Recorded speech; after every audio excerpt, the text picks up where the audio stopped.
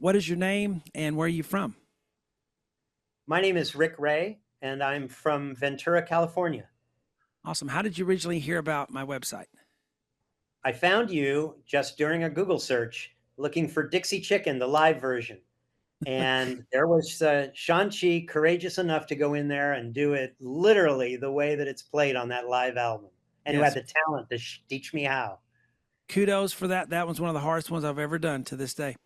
Yeah. What did you like most about learning from my method? What I like best about your method is that it's verbatim and it's very accurate to the actual piece that's played. So when I sit down and start to play, people think that I'm the musician, that is actually off the record.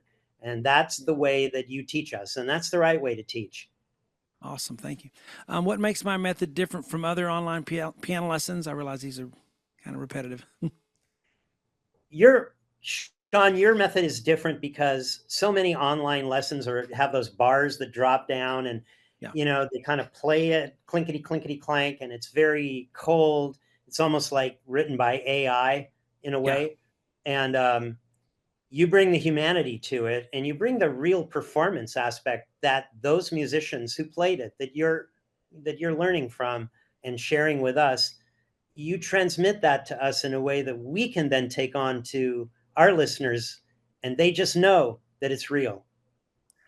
Thank you. Thank you. Would on a scale of 1 to 10, how satisfied are you with my lessons? I'm 10. You're a great teacher, Shawn, and you're patient. And the number of times that you repeat, showing us how to do something that's difficult, you slow it down, you play it medium, you play it faster, you play it through. And that's about what I need. I can always back up and repeat that as I need to. The key is practicing. I have to practice what I learn, or it just goes whoop. But if I That's right. practice it in the next few days, it's there pretty much for good. Good. Excellent. Would you recommend my lessons to a family member or a friend? And if so, why?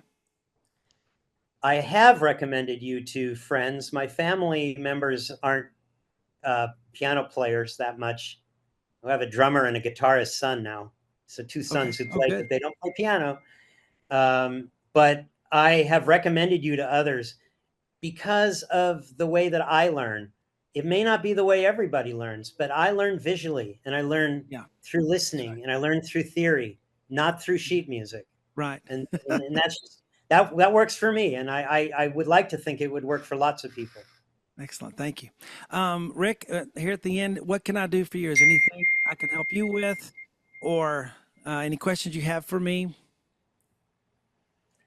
Um, I come unprepared, but whenever I'm on your site, I'm always Yeah. like, okay, so you need to rename School by Supertramp as School by Supertramp. Is that still wrong on there? Because I've heard that from, and I just never have gotten to it. Not on purpose. I just, Because haven't gotten to it. that's one of my showstoppers. Like I can play Okay. that piano solo and people love it, but it's under you have it listed under even in the quietest moments or something else. And the only other thing I'd say is the way that I'm approaching your work. Hmm. I'm going alphabetically.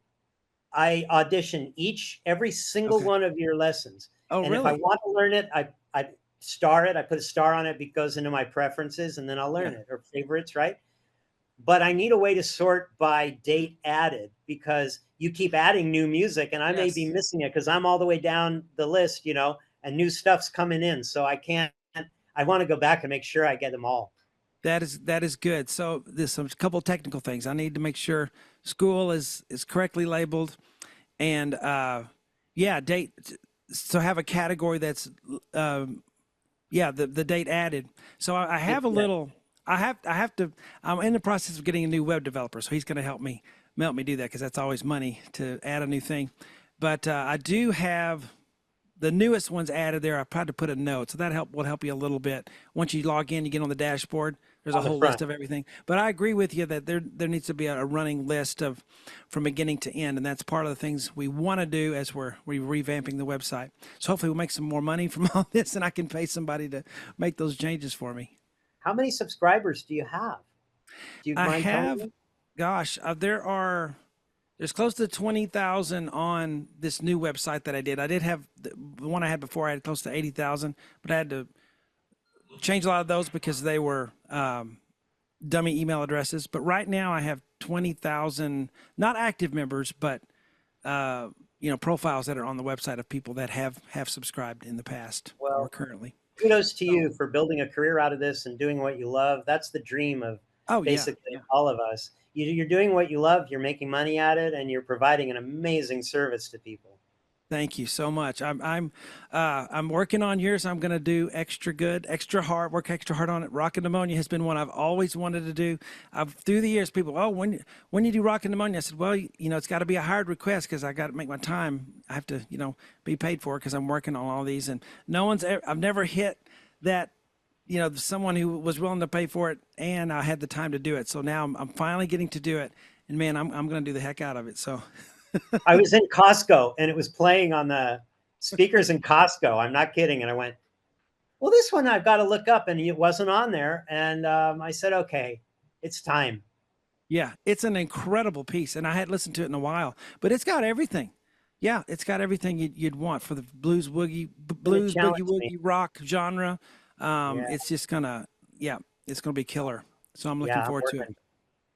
So we can talk for a few minutes, and then at the end, I have a list of questions I'm supposed to ask you. So I'll do that. You might feel like you're repeating something from some things, but if you wouldn't mind, just go ahead and answer them honestly and openly. So how long have you been with me? How long have you been following my lessons?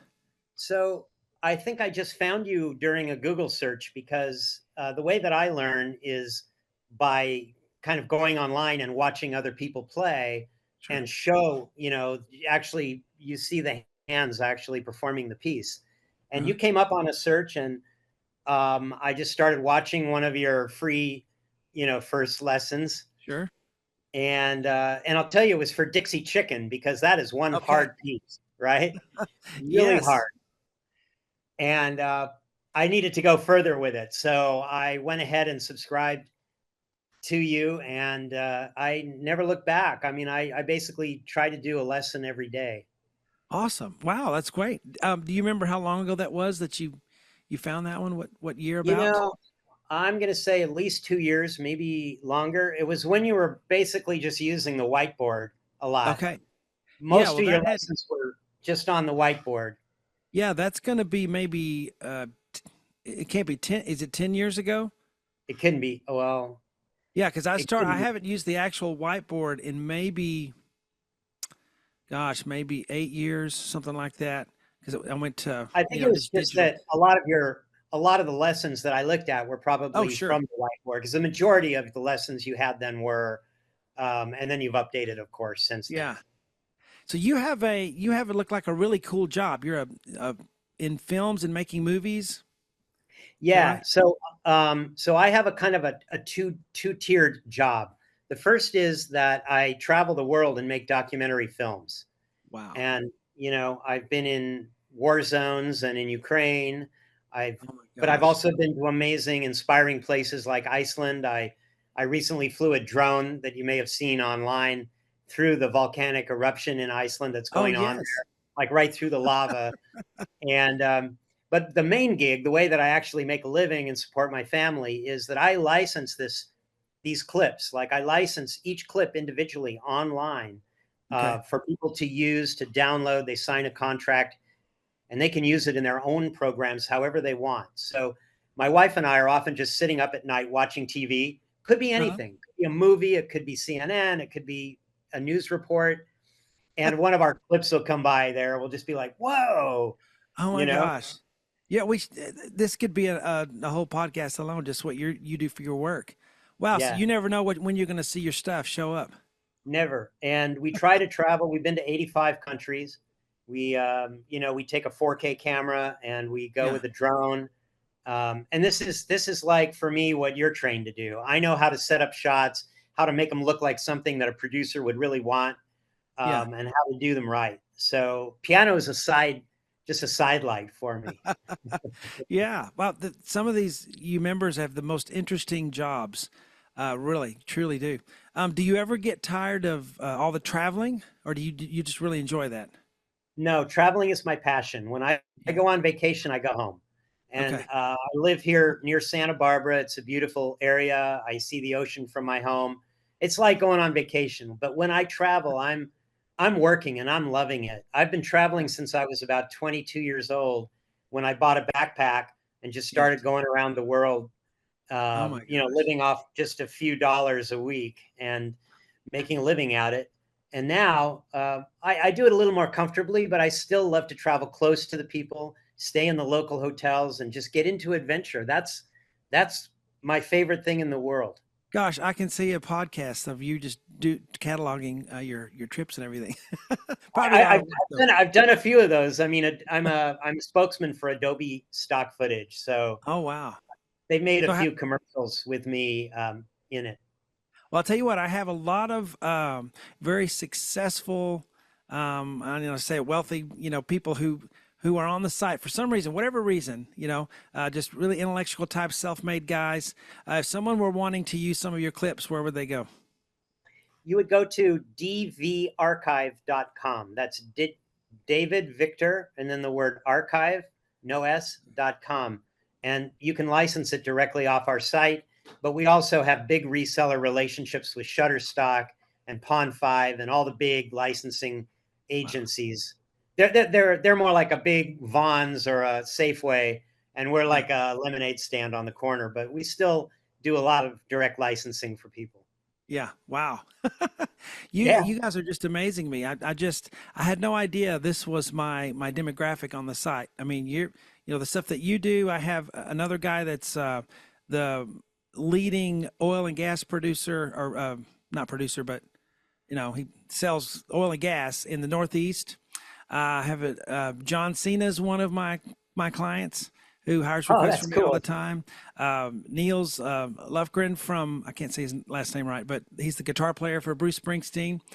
Oh, Another guy's named Tom McGill. He was the cameraman and produced a lot of the Parks and Recreation I know that TV name. series. Just people like Yeah. that, just one right after the other, and I'm just amazed. And now I just, what's going on here? What is the attraction to all you successful, happy entrepreneur type people? I just wonder. I Do you think have any insight into that? so. I don't know about those people you just mentioned. I don't know them, but I think we're all in a way self-made and self-taught. Yeah, And we don't necessarily want to work 9 to 5 for a boss. We've kind of struck out on our own in different ways and made a living in different ways. yeah, And as a result, we're kind of confident that we can teach ourselves how to do yeah, things. And that comes with the territory of learning from someone like you, yeah. because it's not like a traditional piano lesson. You're not Sure. sitting with sheet music and someone sitting over you going, no, that's wrong, you did it wrong. Yeah, You are just showing us how to do it. And I learn better that way than I learn any other way. Is just visually watching and repeating and practicing that at home. That's all I need, is just a mentor like you. yeah. That's great. I've always wanted to be a teacher who teaches people how to fish, not just give them a fish. And so I'll have that sometimes where someone will have been with me for 15 years, and then I go, "Hey, where'd you go? What happened?" He goes, "Well, I'm now producing music in LA. I don't need, I don't really need your stuff anymore because I got so good. I was like, well, I guess that's good. Oh, Yeah, well, I guess so. I mean, practice makes perfect, right? yeah. So, what was your background growing up in music as a kid? Did you take traditional piano lessons? Did you play drum, guitar? What were you listening to? What was your experience with music growing up? Yeah. So I was born and raised in a suburb of Los Angeles, and fairly upper middle class family. My dad was a successful businessman, but he played piano all his life, and my Okay. mom sang in church, much to the embarrassment of us. And both of my sisters, who were 10 and 12 years older than I was, were both classically trained piano players. So I was born into this family where the piano was just a normal part of life.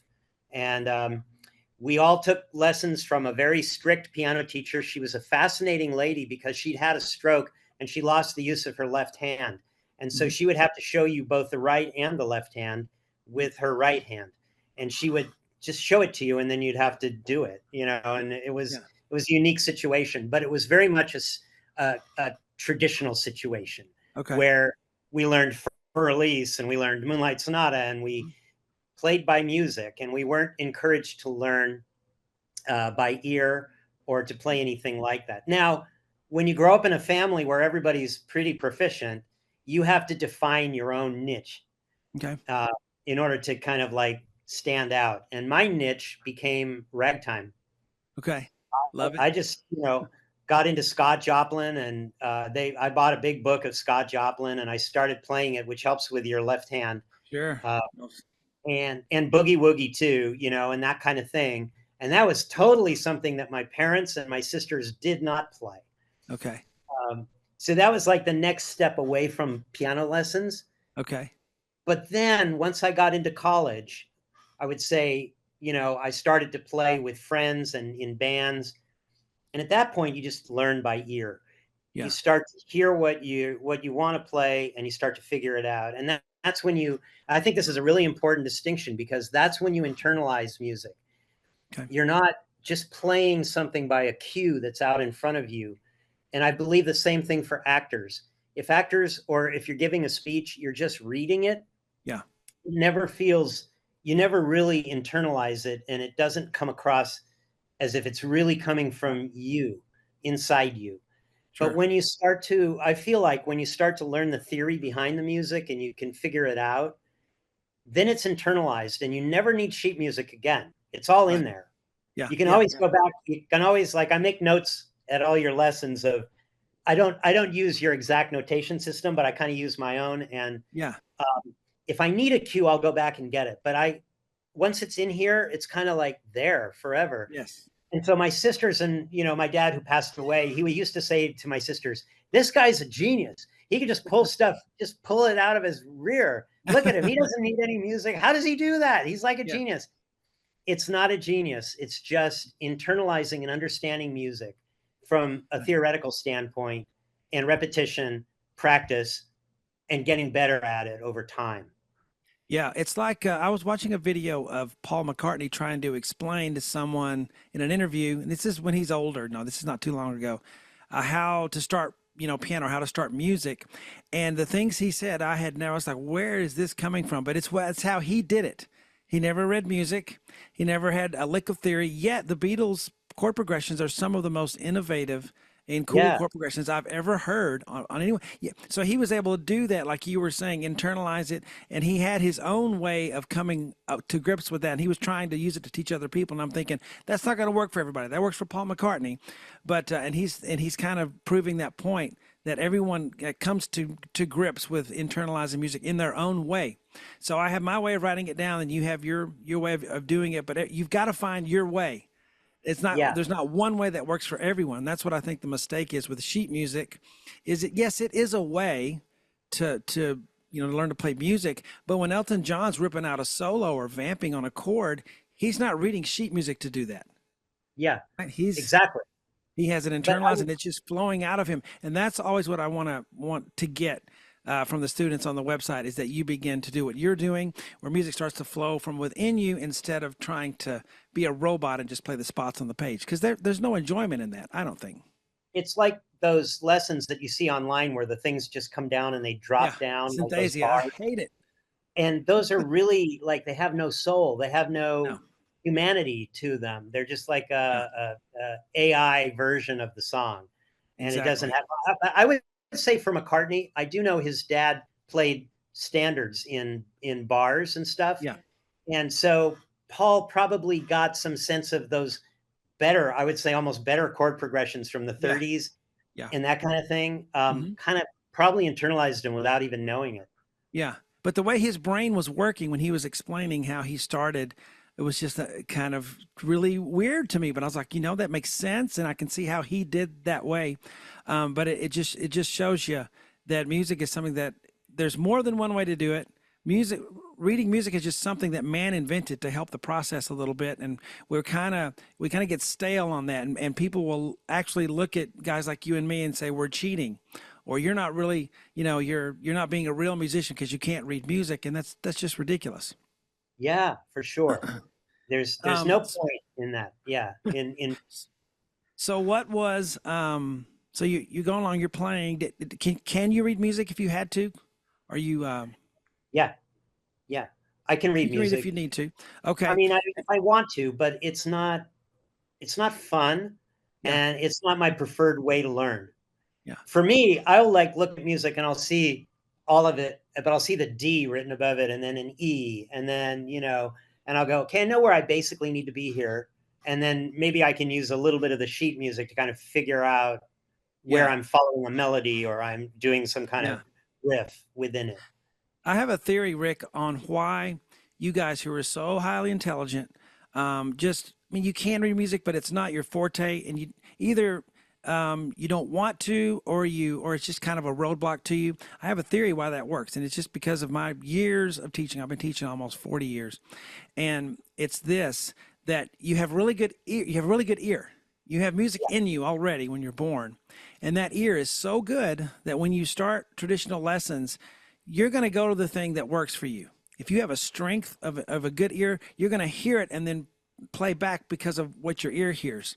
And so that you're going to use that strength, but that tends to work against the reading. If you stay on the same song every week, which is what every piano teacher used to do and still does today, is they stay on that one song till you get it. Well, guys like you and me would memorize it. Okay, and they think we're reading the music, and we're not.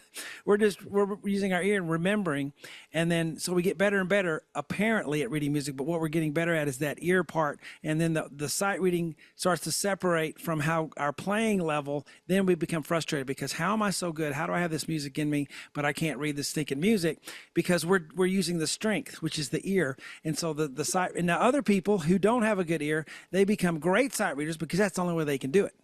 So they're Right. they're working on that strength for them, which is reading music because they may be weak on the ear part. So that's my theory on why that happens. Can I tell you a sad story? Do you have just a Sure, second? sure. So after I got out of college, I graduated with a degree in film. I worked on the show Ripley's Believe It or Not with Oh Jack wow, Palance. And love that show. it was my first job out of college. I was Jack Palance's chauffeur. Okay, I had to I had to what? drive him. Are you Yeah, kidding me? I'm not. I was in Hollywood and I was like kind of thinking I'd made it and it was cool. But the producers, like I was working on a lot of independent films at the same time, and I was using my music to suggest soundtrack writing Okay, because I could come up with really nice tunes and melodies just out of my head, right? yeah, And constantly people would say, "Wow, that would be a great theme or a great piece of music." And I yeah. kind of fancied that I might go into composing for movies, which I Okay, love to this day. I yeah. love movie music. Me Such an too. important part of my filmmaking is the Yeah. musical track that goes with things. But here's what happened. At one point I got hired. I got hired several times, but at one point I got hired and they said, "Well, we'd like an orchestration done with this." And my idea of doing a studio thing was to bring in a bunch of musicians and go, "It's in the key of D. Here we go. I'll play it for you. You guys do what you think would sound good, and we'll Okay. just do it until it sounds right." All right. But unfortunately, the studio musicians that came in for that session, they were not in any way prepared to Right. just jam. Mm-hmm. That was, in fact, an affront to them. They were angry to be invited to a session where they were expected to just play off the top of their heads. And I remember one lady, in particular, came to me and said, "You have no business playing music if you can't write it down.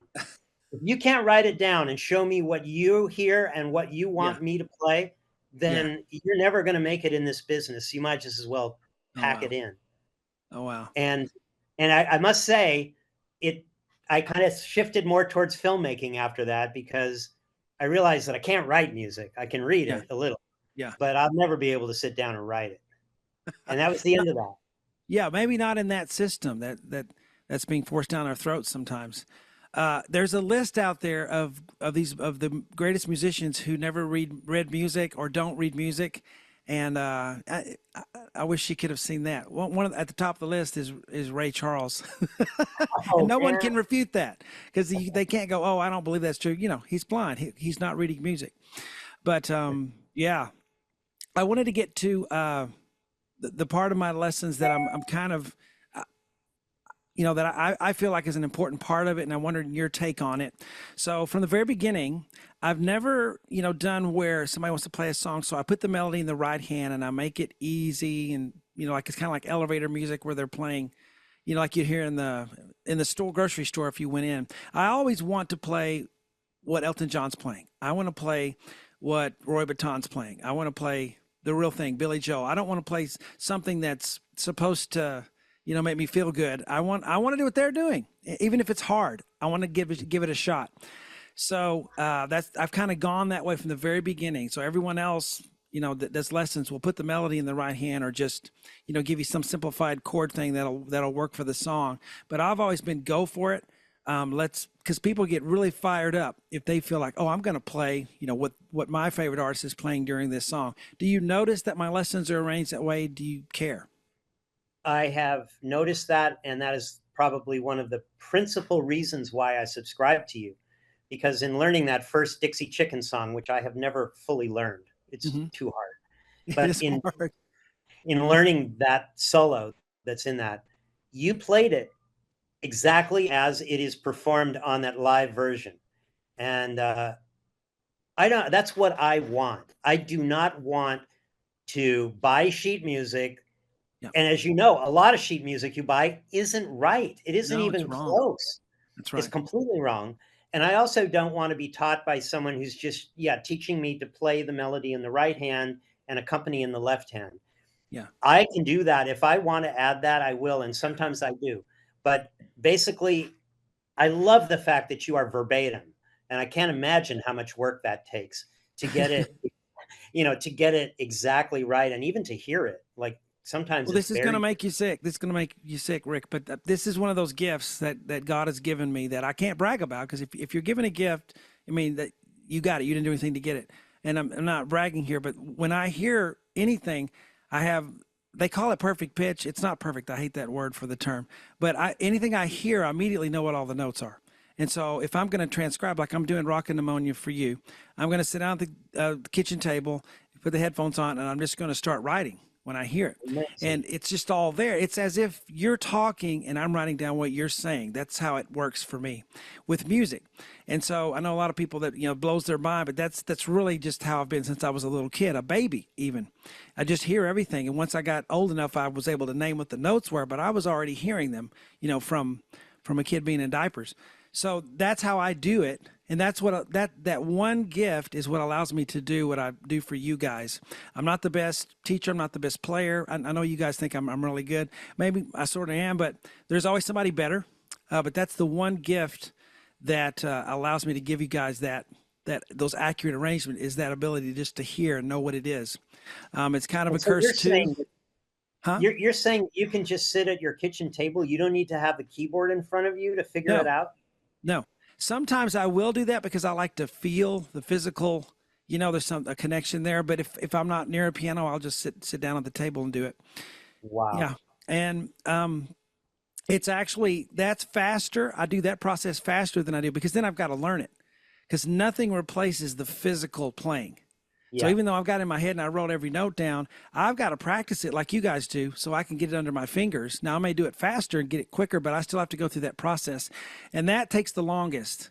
The writing it out is nothing, but then when I have to actually learn it, that's the nuts Yeah. and bolts. I got to practice it like you guys do. And but that's my process. And yeah, Incredible I'm gift. yeah, it's cool. But um, No, it's important. And that's one of the principal reasons why I like what you do a lot.